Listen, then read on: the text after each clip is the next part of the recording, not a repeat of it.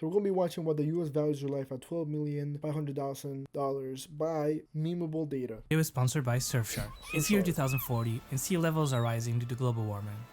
You're the Prime Minister of the Netherlands, a country with 26% of its land below sea level. You have a budget to improve the dikes and prevent a tragedy. Your engineers conclude that the more you spend on building dikes, then the lower the risk of a deadly flood. However, they also conclude that the risk is never zero, no matter how much money you spend. You're going to have to accept a certain probability of a deadly flood. The engineers give you three options. Option A, go cheap and build a basic wall. It costs $100 million, and with this wall, you have a 20% chance of a deadly flood in the next century. It's not great, but it does the job. Option B, spend $10 billion and build a more advanced seawall.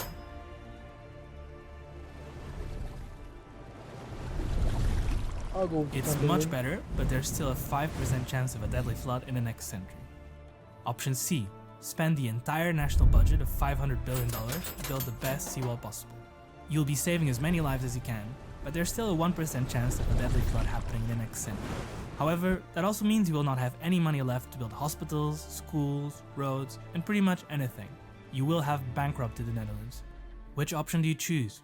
How much are you willing to spend to save lives? How much is a life worth? That's kind of crazy. Even though I made up these numbers, this is a real problem the Netherlands have to deal with. In 1953, a storm in the North Sea caused a major flood in the Netherlands that killed 1,800 people. Later, the Netherlands started Delta Works, a series of construction projects to study and prevent a similar catastrophe from happening again. And to decide how much to spend on dikes, they had to decide how much they were willing to spend to save a human life. We'll be looking at how they solve this problem, how much countries are willing to spend to prevent a death, and what 500 of you, the audience, think about the ethics of putting a value on life. To decide how much you're willing to spend to save lives. How much should we invest in road safety? How do we decide which health treatments are affordable enough to be adopted? A common way to solve this problem is to use the value of a statistical life. In 2022, the US Department of Transportation set this value at $12.5 million. What does that mean? Imagine we have a road and we want to rebuild it to improve its safety. About 40,000 people die in car accidents every year in the US. Let's say 2 of those deaths happen on this road. Roads typically last about 25 years, so that means 50 people will probably die on this road if we rebuild it with the same features. An engineer comes up with a plan, adds some safety features like barriers and pedestrian crossings to halve the expected number of deaths down to 1 per year, meaning you'll save 25 lives during the next 25 years. According to the US Department of Transportation, this improvement is worth $12.5 million for each death avoided, which adds up to $312.5 million. If adding these safety measures is more expensive than that, then the money is probably better spent elsewhere. Of course, in reality decisions are not based only on this value, but this is a key metric. Does the value of $12.5 million per life sound unethical to you? Well, ask you guys how much you would. I mean, if you think about it, a human can most definitely make that much amount of money in their lifetime, but it depends who you are. If you like to start a business, I don't know, solve problems for other people, in the sense of like you have your own business, I think you'll be able to make $12.5 million in your lifetime. Then if you're just like a cleanup guy working for a company. I don't know why they value the life at 12.5. I don't know who came up with that exact number. It does kind of seem reasonable because there's potential, but there's also like that potential with people. Like there's a chance that that person might not make that much money in their lifetime. They might make quadruple that in their lifetime. You never know. Be willing to spend to improve your own road safety. You see, the value of a statistical life does not represent the intrinsic worth of a human life. It's a value for a risk reduction, and it represents how much the US are willing to spend to reduce the risk of a road fatality. So I asked my subscribers to choose between 2 roads. Option 1 is the first road, which has the same death rate as an average American road. The toll price is $2.2. Option 2 is the new road, which is twice as safe but costs $4.4. Would you be willing to spend an additional $2.2 to improve your road safety? You can pause the video now if you want to participate and see the details of the 2 options.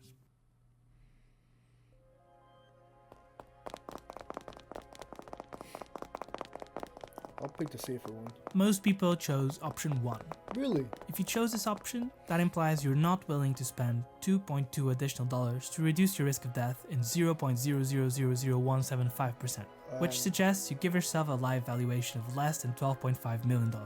At least in the context of road safety. So take that into consideration before you're too hard on the US Department of Transportation.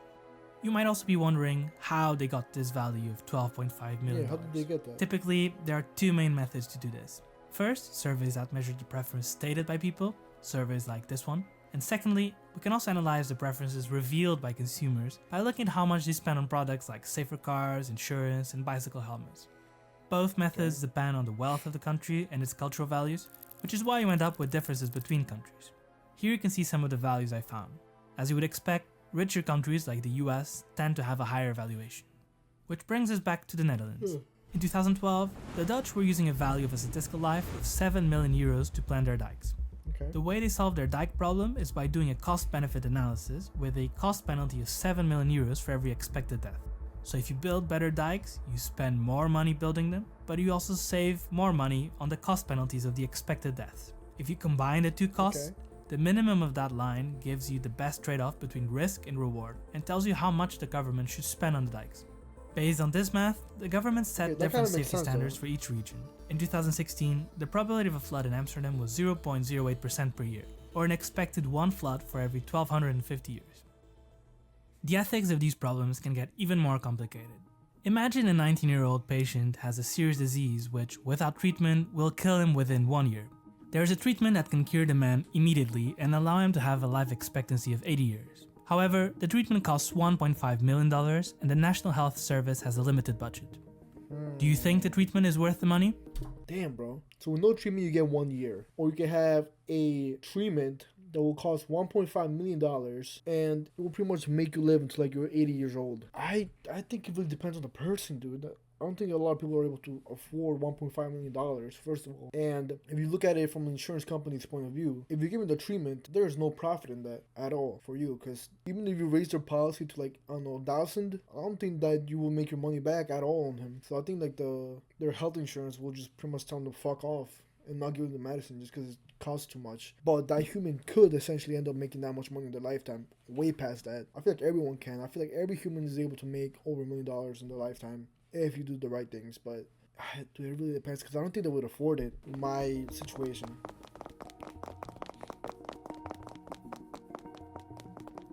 Over 80% of my audience said yes and seems to agree his life is worth at least $1.5 million. Now, what if instead we have an 80-year-old man who is in bad health and has an expected 2 years left to live? He is now diagnosed with the same disease as the first patient. Without treatment, the disease will kill him within 1 year. If he gets treatment and the disease is cured, but his other health conditions remain, meaning he will spend the last 2 years of life in the hospital with severe health complications. No treatment. If the treatment costs $1.5 he already fucking live. You compare that to like a 20-year-old that just started living, or like a 12-year-old, just a kid. He has a whole life ahead of him. But if you compare it to an 81-year-old that even with the treatment, they will still have life complications that they will most likely still be in the hospital. I don't think it should be worth it. Since he's 81 years old, then he has already lived life to the fullest if he's an 81-year-old man. But if you compare it to like a 12-year-old where he has so much to live compared to the old man, then yeah, I don't think the 81-year-old should get the treatment. Let's see what people say. I don't even know what people said.